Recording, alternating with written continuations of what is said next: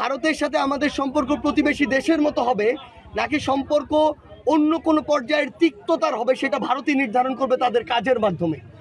ভারত যদি মনে করে যে বিগত 16 বছরে যেভাবে তারা আওয়ামী লীগকে দল হিসেবে প্রোটেক্ট করে নিরাপত্তা দিয়ে বাংলাদেশ রাষ্ট্রকে শুষে খেয়েছে, এই সুযোগ বাংলাদেশের মানুষ আর দিবে না। এই সুযোগ দেওয়ার জন্য এত মানুষ জীবন দেয় নাই। ভারতকে নির্ধারণ করতে হবে যে আমার একজন ভাই ওই সীমান্তে তার লাশ পড়ে থাকবে কিনা, যদি থাকে তাহলে ওই লাশই নির্ধারণ করবে ভারতের সাথে বাংলাদেশের সম্পর্ক কেমন হবে। এবার বাংলাদেশের বৈষম্য বিরোধী আন্দোলনের ছাত্র নেতার নিশানায় ভারত। যে কোনো দেশের সঙ্গে বাংলাদেশের সম্পর্ক হবে সম্মান সমতার, কোনো দাসত্বের সম্পর্ক বাংলাদেশের মানুষ আর মেনে নেবে না। ভারতের সঙ্গে আমাদের সম্পর্ক প্রতিবেশী দেশের মতো হবে নাকি তিক্ততার হবে, সেটা ভারতই তাদের কাজের মাধ্যমে ঠিক করবে। আওয়ামী লীগকে নিরাপত্তা দিয়ে গত 16 বছর ভারত বাংলাদেশকে শুষে খেয়েছে, এই সুযোগ বাংলাদেশের মানুষ আর দেবে না। ভারত বিদ্বেষের সুর বাংলাদেশের কোটা সংস্কার আন্দোলনের অন্যতম নেতা ও জুলাই শহীদ স্মৃতি ফাউন্ডেশনের সাধারণ সম্পাদক সার্জিস আলমের গলায়। বাংলাদেশের সংবাদপত্র প্রথম আলো সূত্রে খবর।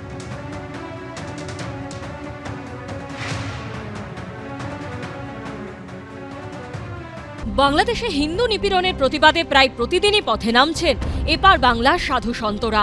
বারবার কেন্দ্রের কাছে দাবি করছেন বাংলাদেশকে কড়া জবাব দেওয়ার।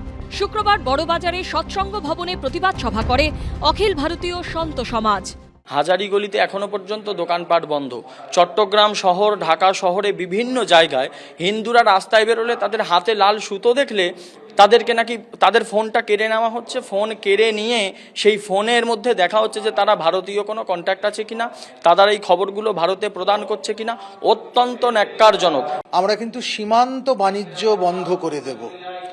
বাংলাদেশের যারা সংখ্যাগুরু অত্যাচারকারী, যারা সেখানকার মৌলবাদী, যারা জঙ্গি, তারা কেমন করে বাঁচে আমরা সেটা দেখব।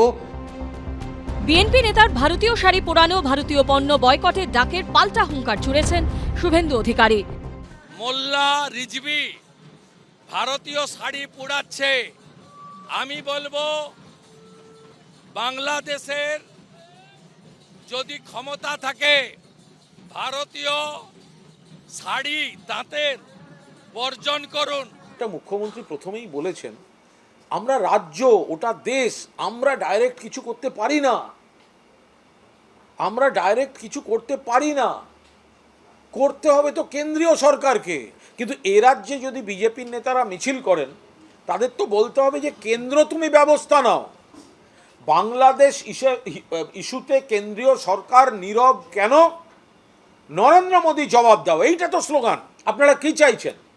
যে বাংলাদেশের হিন্দুরা মার খাবে, আপনারা থামাবেন না, উল্টে সেটাকে এখানের হিন্দু আবেগটাকে চাগাড় দিতে ভোট মার্কেটিংয়ে ব্যবহার করবেন? হয় নাকি কখনো?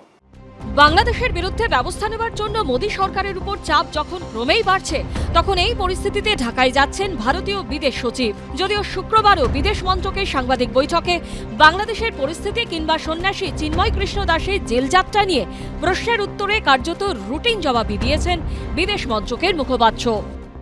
Foreign Secretary is likely to, is scheduled to visit Bangladesh on 9th of December, and he will meet his counterpart, and there will be several other meetings during the visit.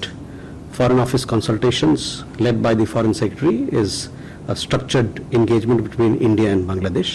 We look forward to this meeting.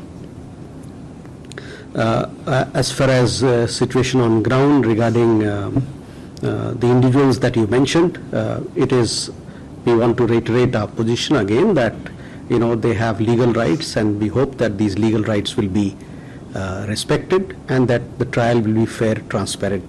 They will get a fair and transparent trial. বাংলাদেশের বিদেশ সচিবের সঙ্গে বৈঠকে কি বাংলাদেশে হিন্দু নির্যাতনের বিষয়টি তুলবেন ভারতীয় বিদেশ সচিব? জোরালো প্রতিবাদ জানাবেন? 9 তারিখে স্পষ্ট হতে পারে বিষয়টি। ঐশী মুখোপাধ্যায়, আশাবুল হোসেন ও শিবাশিস মৌলিকের রিপোর্ট, এবিপি আনন্দ।